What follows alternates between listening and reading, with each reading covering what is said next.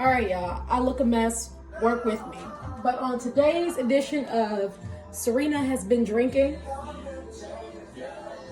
I'm changing out my cabinet pools. Well, when I say changing, I mean I'm going to attempt to spray paint them because I changed my faucet. I don't know if you guys remember that over the summer when I was drinking and got under the sink and changed this.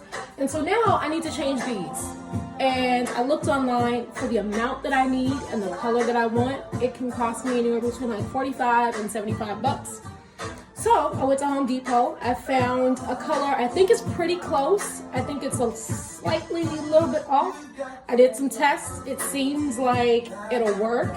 So I'm gonna take you guys on this journey with me because, you know, why not?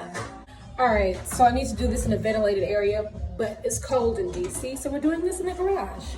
It's not well lit. Those are my samples that I did already.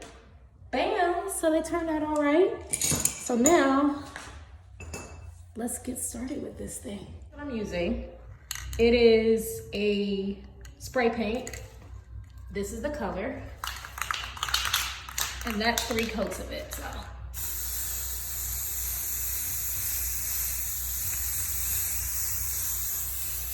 All right, coat 1.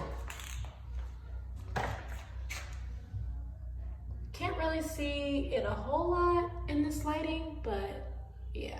And you can see the difference between coat 1 and coat 3, dry.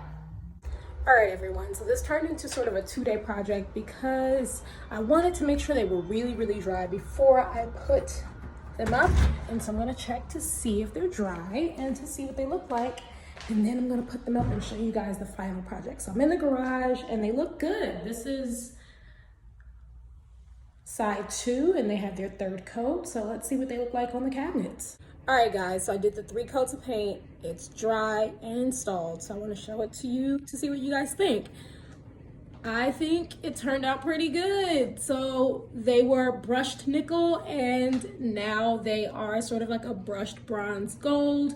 And to give you a little bit of context, that's what they look like up against the faucet. The faucet's a little shinier, and so I thought about maybe doing like a quick shiny coat over it, but instead I'm just going to do the sealer that I need to put on there. I kind of was a little premature with this and putting them up there before I put the sealer up there, but it wasn't until I was installing that I realized over time they might chip, especially if you're using wet hands, which is likely because this is a kitchen.